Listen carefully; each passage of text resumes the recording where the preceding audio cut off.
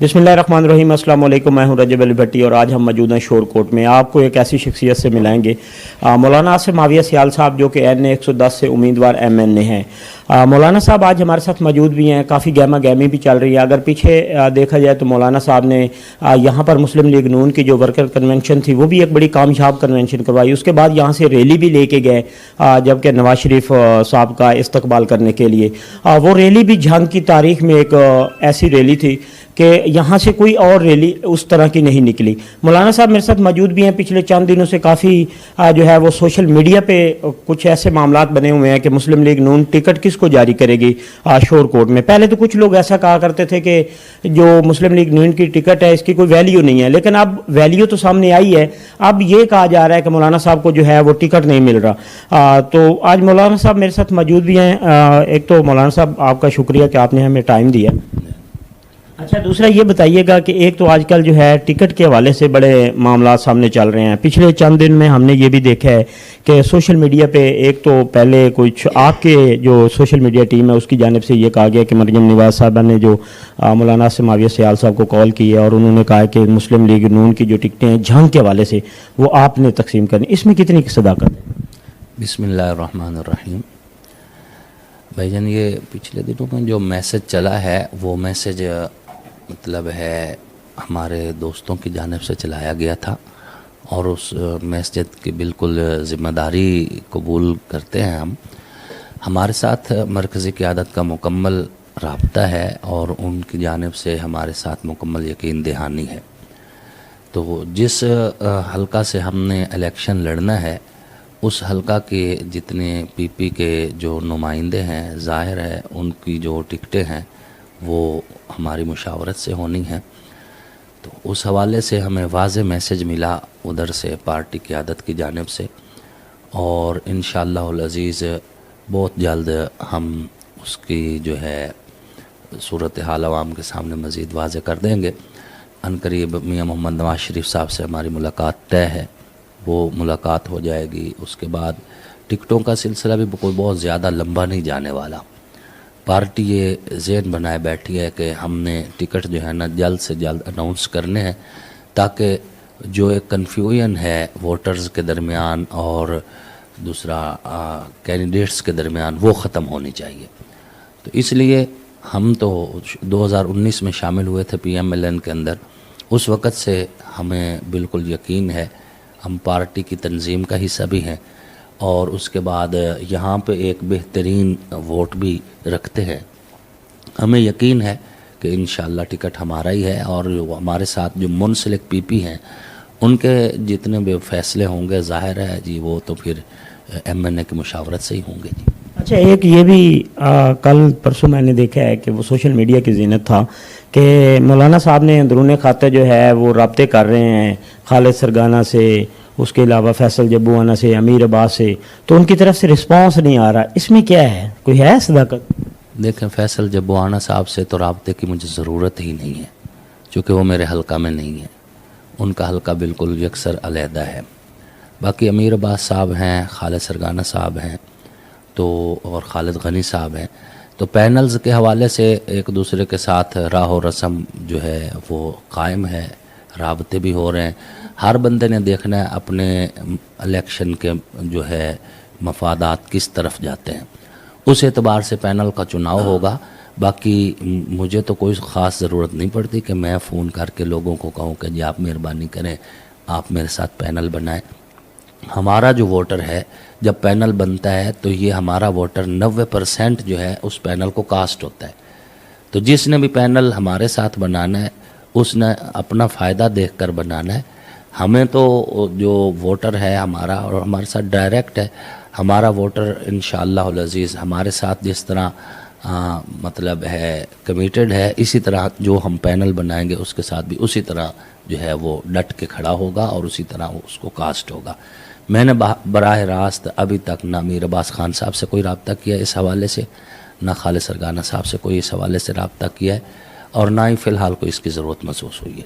अच्छा, एक तो 2019 में आप PMLN में शामिल हुए, उसके बाद तकरीबन मेरे ख्याल में 1.25 साल हो गया है, इक़दार भी आपके पास आया है, کچھ مسلم لیگ نون نے جب حکومت سنبھالی ہے تو اس کے بعد مہنگائی میں کافی اضافہ ہوا ہے، جو ڈیزل پٹرول میں اضافہ ہو گیا تھا. اس کے علاوہ آپ نے یہ سال ڈیڑھ سال میں کوئی ایسا شور کوٹ میں ووٹ بینک بنایا ہو جس سے آپ کو پتہ ہو کہ آپ کا ایک ووٹ بینک ہے 70-75 ہزار یا 80 ہزار، وہ ووٹ بینک ہے جو آپ کے ساتھ شروع سے آ رہا ہے، تو اس سے آگے جو ہے کوئی ایسے دھڑے آپ کے ساتھ شامل ہوئے ہوئے ہیں جو آپ کو لگتا ہو کہ اب جو ہے میرا مقابلہ پہلے بھی تو ٹف ہوتا ہے لیکن اس دفعہ میں وننگ کینڈیڈیٹ ہوں؟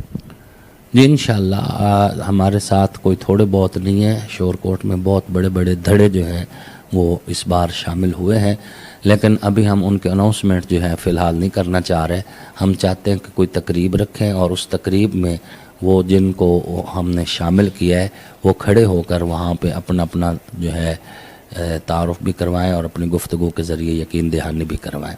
تو انشاءاللہ یہ بھی کوئی بہت زیادہ لمبا نہیں لے کے جائیں گے، 15 سے 20 دن کے اندر ہم یہ تقریب بھی کرنا چاہ رہے ہیں کہ جس میں ہمارے جو نیو ہے کلیکشن ہے، جو نئے دوست شامل ہوئے ہیں، اس کے حوالے سے بھی ہم اپنی وہ پاور شو جو ہے وہ کرنا چاہتے ہیں.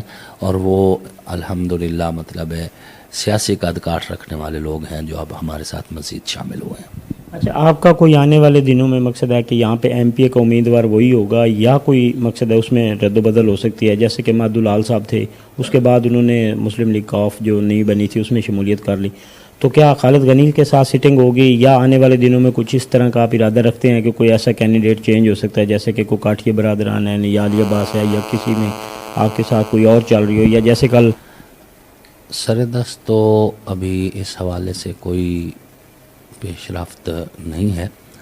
البتہ یہ ہے کہ یہ جو ایم پی ایز ہیں ہمارے، یہ پارٹی کی مشاورت سے ہوں گے. پبلک لیول پر ہم اپنے ووٹرز سے مشورہ کر رہے ہیں کہ کون سا پینل لیا جائے اس حوالے سے تاکہ ہمارا ورک جو ہے ہوم ورک وہ مکمل ہو.